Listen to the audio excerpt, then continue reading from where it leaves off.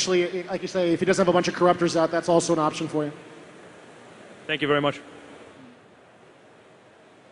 Hello. I love this game. It's great. You guys, and all of your history of all of Blizzard games, you're great at balancing everything.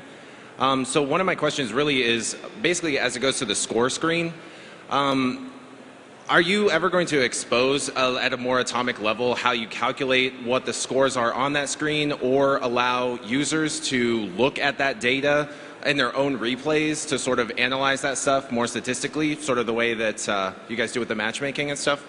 Are you talking about like your hidden rating, or are you talking about just what happens on the score screen? Well, both things. Like whether or not, like how many units of each type you built in the game, how many units did how much damage to what in the game, things like that. So there is not enough room in here for me to talk about that score screen.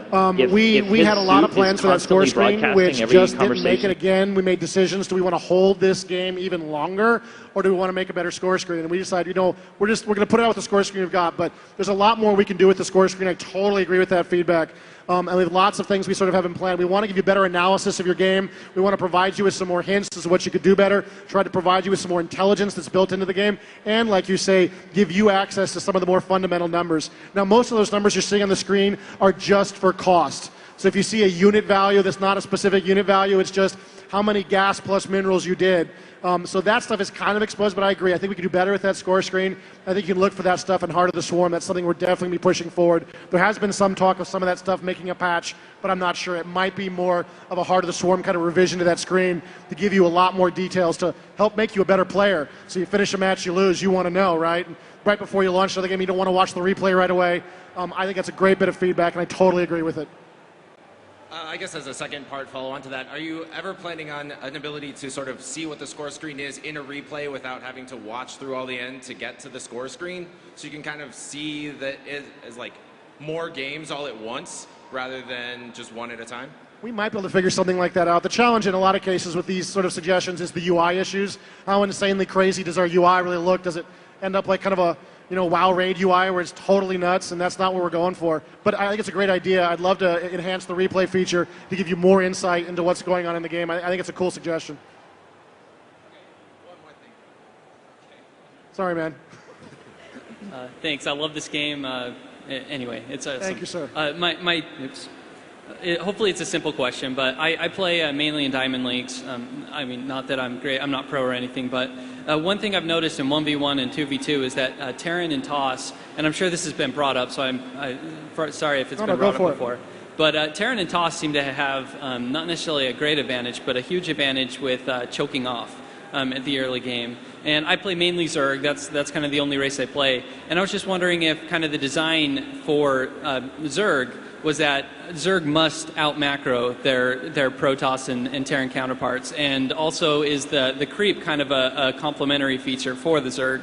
They can move faster on so that they can defend a little bit better and have a slightly better. So kind of a weird question, but just wondering if that was a conscious decision for every Blizzard map to have a choke point that Zerg must out-macro and the Terran and Toss can kind of defend against the early fast rush from speedlings like that. Yeah, so we tried to make every race as unique as possible, and in this case, as you said, we want the Terran to be the choky race, and that's why we added options such as lowering supply depots to make the walling off easier. And on the case of the Zerg, we actually made a conscious decision. For example, spine crawlers can be uprooted and be moved, but we made a conscious decision so that Zerg can't block off a choke point by making it so that the spine crawler's radius is actually smaller than the footprint, which means there's no way for spine crawlers to block off a choke point, right? So that was our goal. And in terms of maps, we tried to balance. Make the maps so that they're all balanced and fair for all different types of races that we have. And I guess having those choke points was a result of this, much more so than about what the maps want it to be, I guess. But I think your question, you've already answered it for us. You're totally right. I mean, our goal was to say Zerg are the swarm race. We want them to out macro. We want them to win. We wanted to see like they cheated, like they just came in with way too much garbage and just overran me. And you're also totally correct that creating those creep highways is a core part of how we were trying to set up Zerg. To be honest, we had no idea if it would work when we went to beta and even beyond. But we're pleased to see that the sort of systems we set up are working the way that we sort of thought that they would. At the end of the day, you guys it's really all in your hands now how it actually plays. But that was sort of a goal to say that Zerg at tier 2 couldn't easily push a choke point, right, that was well defended. So at that point, they would have to out macro. And then once they get to tier 3, hopefully they either have some of the tools that they need in their units or they've just got way too much stuff. And it really puts the onus on the other races to keep the pressure up.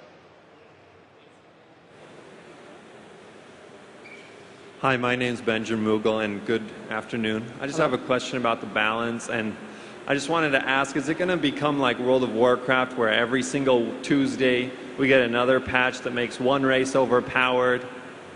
I mean, the Roach thing was great for some players, but for others, I can defend a choke point with 10 carriers, and the Roaches destroy one building and go straight in and kill the Nexus. You know, just because they have so much HP now. And you know, I know you guys are working hard, but I just want to know in the future. No, I think that's a very fair question. So we've done, I think, a couple of balance patches this month, which is a little more than I think we would like, and we had a few bugs, and we did a few more patches as a result of that. We are going to slow down, and I think we've already slowed down a little bit relative to beta. Beta, I think we were just machine gunning patches out as fast as we wanted to because we could. Nobody had paid for the product yet. Everything was free, right? We didn't have a customer base that was playing the game in tournaments, even though they were in some cases. That wasn't the deal we had made with them. It's like, this is for testing. But as we go forward, we're hoping to slow that rate. Now, if we find out we've got balance problems, we are not going to be chicken. And I'm gonna patch once a week if I have to get the balance to be correct. But that's not our goal. Our goal is to try to stabilize, to try to settle down. We're feeling pretty good. As we showed in the presentation, the Protoss versus Terran matchup is making us a little nervous.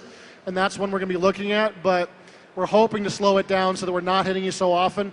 So I don't know exactly, but our goal is definitely not that problem. The other thing I'll say, too, is WoW has challenges that we don't even begin to have, right? WoW is balancing for PvE. They're balancing for PvP at the same time. They have a ton of classes in play.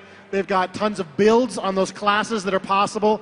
We've intentionally kept our game a little smaller. We've kept our game to 3 races. We've kept the unit counts from 12 to 14 per race on purpose so we could do this. We could very easily provide more game. Hey, here's 5 races and 17 units per race. And then we'd probably be doing more of what you're describing, and that would, in our perspective, not be such a great gameplay experience for a game that's designed only, principally, beyond the solo campaign, to be a PvP experience. So hopefully not, but we'll see.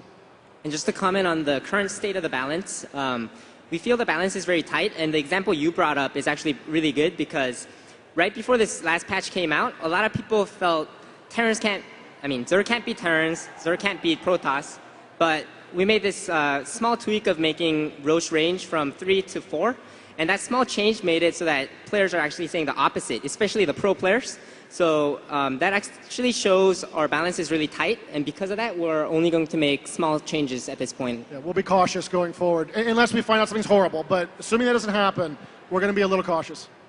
Thank you. Hi, I'm Excalibur Z.